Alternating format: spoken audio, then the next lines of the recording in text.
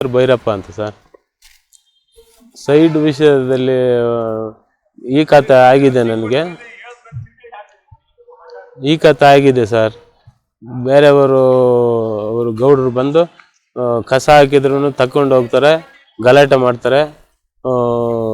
ನಮ್ಮನ್ನ ಅದರಲ್ಲಿ ಒಳಗಡೆ ಬಾ ಊತಾಕ್ತೀನಿ ಅಂದೇಳಿ ಹೇಳ್ತಾರೆ ಸರ್. ಆಮೇಲೆ ನಾನು ಪಂಚಾಯತಿಗೆ ಹೋದೆ, ಸೆಕ್ರೆಟ್ರಿ ಸಾಹೇಬ್ರಿಗೆ ಅರ್ಜಿ ಕೊಟ್ಟೆ. ಅವರು ಏನು ರೆಸ್ಪಾನ್ಸ್ ಕೊಟ್ಟಿಲ್ಲ ಸರ್. ನಮಗೆ ಸಪೋರ್ಟ್ ಯಾರೂ ಇಲ್ಲ ಸರ್.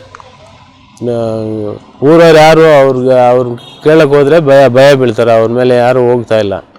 ನಮಗೆ ನ್ಯಾಯ ಕೊಡ್ಬೇಕು. ನಾವು ಹೆಂಗೆತ್ತೀಯ, ನಮ್ಮದು ಜಾಗ ಅದು ಅಂದೇಳಿ ಹೇಳ್ತಾರೆ ಸರ್. ನಮ್ಮದು ಜಾಗ ಅದು, ನಮ್ಮದು ಅದು ಜಾಗ, ನಂದ್ರಾಗ ಯಾಕೆ ಬಂದಿದ್ಯಾ ಅಂದೇಳಿ ಕಲ್ಗುಂಡು ಎತ್ಕೊಂಡು ಬರ್ತಾರೆ ಸರ್. ಹೆಂಗ್ ಸರ್ ಇವ್ರು, ನೀನು ಏನು ಸರ್ ಮಾಡೋದು? ಏನಂತ ನಾವು ಯಾರ ಹತ್ರ ಹೋಗ್ಬೇಕು ಸರ್? ನ್ಯಾಯ ಕೊಡಿಸಿ ನಮಗೆ ಸರ್, ನ್ಯಾಯ ಬೇಕು ನಮಗೆ. ನಮ್ಮ ಸೈಡ್ ನಮಗೆ ಬಿಟ್ಕೊಡೋಗಿ ನ್ಯಾಯ ಕೊಡಿಸ್ಕೊಡಿ ಸರ್. ಕೇಳಿದ್ರೆ ಅವ್ರು ಏನು ಮಾಡ್ತಾ ಇಲ್ಲ ಸರ್, ಏನು ಮಾಡ್ತಾ ಇಲ್ಲ ಅವರು. ಪಂಚಾಯತಿ ಸೆಕ್ರೆಟರಿ ಎದುರುಗನೆ ನನ್ನ ಹೆಂಗ್ ಬತ್ತಿ ಬಾ ಅಂದ್ಬಿಟ್ಟು ರೋಪ್ ಹಾಕ್ಬಿಟ್ಟು ಬರ್ತಾ ಇದ್ದಾನೆ ಸರ್. ಶ್ರೀನಾಥ್ ಅವನು ಹುಡುಗ. ಹ್ಞೂ ಸರ್, ಹೆಂಗ್ ಸರ್ ನಾವು ಬದುಕೋದಲ್ಲಿ? ನಾವಿಬ್ಬರೇ ಇರೋದು. ಹೆಂಗೆಲ್ಲಿ ಪಕ್ಕದಲ್ಲಿ ಯಾರು ಇಲ್ಲ ಸಪೋರ್ಟು. ನಾವು ಏನೇನೋ ಬಂದ್ ಮಾಡಿದ್ರೆ ಏನು ಸರ್ ಮಾಡೋದು ನಾವು?